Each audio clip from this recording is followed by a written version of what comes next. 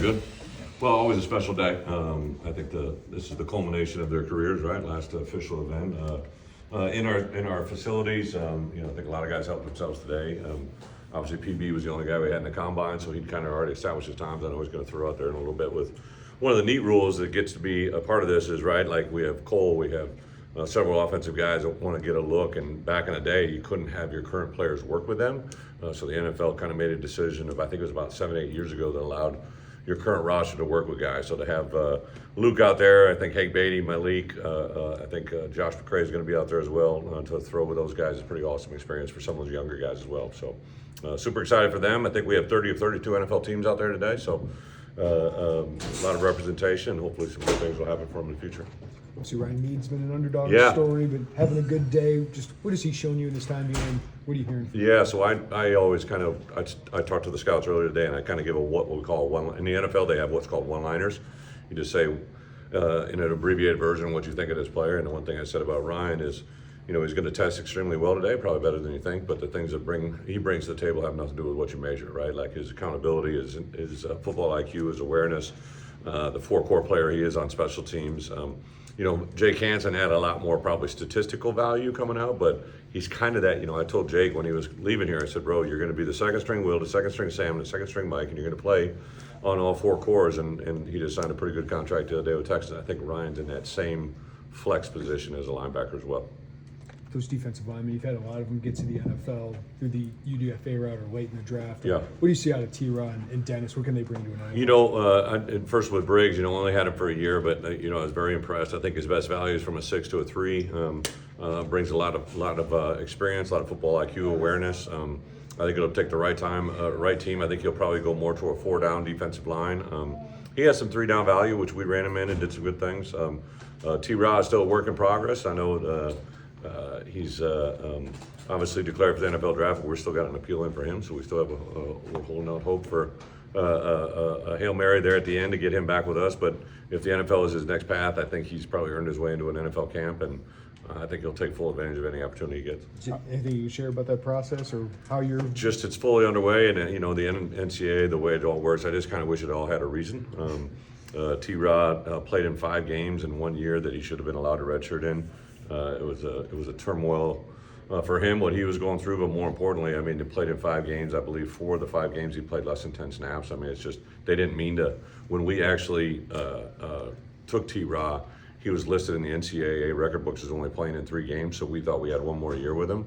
And then we realized there was a bookkeeping error, so we filed a waiver off of that. It was totally an error, right? But the kid shouldn't be penalized for that, in my opinion. So we've written a pretty detailed report, and hopefully the NCAA will require it and follow suit. Do you get excited about how full this day could be a year from now with all the guys that you're on? Somebody else asked me that.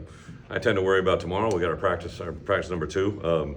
I do know, I remember seeing earlier, I shared it with a couple of you, that there was a tweet that showed a number of schools that had 10 or more players at the combine, and one of them was the team that we played in the bowl game. South Carolina, I believe, had 11 players at the combine. Well, we have 1 at the combine, and he didn't even play in our game, right? So to see that and to know how many good players we have returning, what the NFL thinks of them is something that will come. But I am excited after our first practice yesterday. Probably as clean, as disciplined, as good a practice number 1 as we've had since I've been here.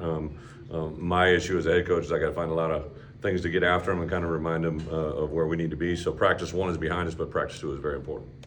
It seems like a big day today for Zakari as well. How did he grow? He's been around forever. How'd you see him grow in his year? His dad just grabbed me and just, again, expressed his gratitude for us, right, and what we were able to do for him. So I think it was a 2-way street. He gave us a lot, but I think we gave him a lot. Just the way we practice. I told him, everybody gets confused sometimes when you have conversations that are difficult to hear. Sometimes people take those as the wrong way, but I think you grow more from uncomfortable conversations than comfortable ones. So I remember bringing him in and talked to him about ball security after he got it punched out against Kansas, right, and just kind of showed him the things I had learned about him by watching him at practice as well as on film.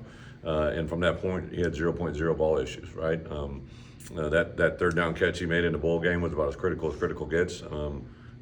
Just I think a kid that plays big in big moments and Obviously loved having him last year. I wish we could have him for one more, but what he installed in his program, what he showed some of those other guys as a playmaker is pretty cool. When NFL teams come through here, I'm assuming maybe they look at Illinois differently than they did your first year for pro. So what do you hope they see out of the, not necessarily your program, but the guys in particular about what they're getting? Well, first I told that group today, we had 30 teams in there. I said, hey, I don't mind you taking our players, but stop taking our coaches, right? Like I don't mind the player aspect, but it does reflect, I think, on what we've built, what we've done.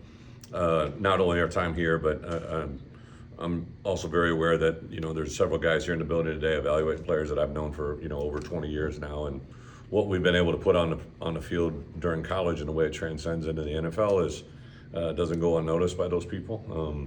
I was talking to someone literally about 2 weeks ago after the NFL Combine, and we were talking about a DB in next year's class, right? And they said, well, and he's an Illinois DB, that'll add a round or two to his draft value. And I kind of like stood back and like, holy cow, right? But that's what's grown, right? And that's what's been built.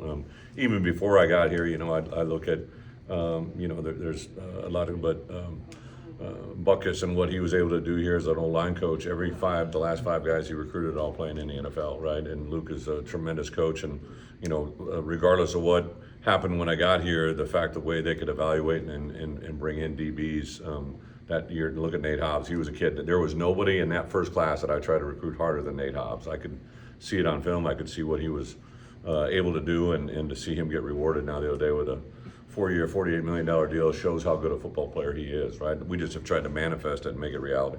Part of the evaluation process for these scouts is conversations with you and your staff. What is the dynamic of those conversations? How do you have to strike a balance between kind of selling your players and conversations about Well, the truth will always set you free, right? So I've never wavered on that. You know, I think there's obviously times to accentuate what you see and things to always try to devalue, but I've always said, you know, whether it's recommending players or recommending coaches, I'm not a guy, you know, if I've had somebody that's worked for me or I've crossed paths with that I don't feel I would hire, I'll tell somebody that, right? I'm the same thing with the NFL. I'm not going to sugarcoat, or if they ask me something that I know the reality of what it is, like I'm not going to shy away from that. But I would tell you, if you come through this program and you survive and advance and do the things, there's not going to be a lot of hard conversations to have, right? Our guys usually, they may not be as fast as you want, they may not be able to jump as high as you want, they may not be able to you know, do some things that the paper says you can't do, but our guys usually can overcome a lot, and I think that's easy to sell. Brady, you've had several wide receivers get to the NFL. How much is that? How much what? How much is that wide receiver, like, growing that in the NFL? Sending guys in, how much is that Yeah, recruiting? you know, I hadn't really thought, it's only been one at a time, right? But if you go back, obviously, to Casey Washington, to Isaiah, and now Pat, right? I think 3 different receivers, 3 different body types, but the results have been the same. And there was a quote from Pat Bryant that I shared not only with Coach Stepp, but with our staff, just like, hey, we could have the greatest design, X's and O, we could have the best timed call, but the power of the mind is very, very hard to beat. And Pat Bryant, when someone asked him at the Combine what was the jump of his senior year, and he said, my Coach Stepp, told me every day I was one of the best players in college football, and all I want to do is every day is show him why that's true. And like, Pat didn't grow any taller. You know, he got better with tank in the weight room and certain skill set, but his confidence level went to a different place. And I think that's the value we're all trying to catch as we walk in this building every day. If we can capture the mind as much as we catch the heart and put them in a position to be successful, the sky's the limit. Can I just ask you about JMO? We always hear about JMO's attention to detail, Yeah. and obviously proper defensive line. What makes him as good as he is? And he mentioned that detail is kind of honed even as a GA with you in Madison. This will sum it up. So every coach has a position room, right? And in that position room, you have a set of chairs. In that room, you have a set of chairs, and you sit as a coach and you stand as a coach and teach, right? And I've always told our coaches that teaching room that you have, that's your classroom, and you need to set that room in the best way possible to teach your players. So before we start a spring or before we start a fall, I have them design a seating chart that puts people in the positions they want to while they learn from them in the classroom. And it doesn't shock me, but I remember 3 years ago, I brought the paper in, everybody hands that sheet to me, how they're gonna seat their room individually. And then I brought in JMO's sheet and had him explain to the room why he put players in the position he did. And a lot of times it's you want your leaders up front, or you want an older player next to a younger player, or you have a player that learns well next to a guy that doesn't learn well, or you have a guy that takes good notes versus J-Mo had 3 left-handers, so he put guys in a position to take great notes because they were left-handed players. All desks are designed for right-handed players.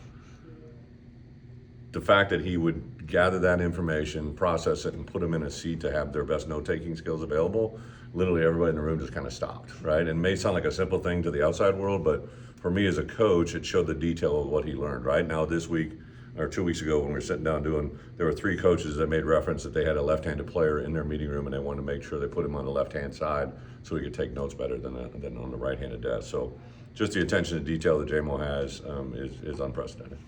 Thank you, guys. Thank you, Coach.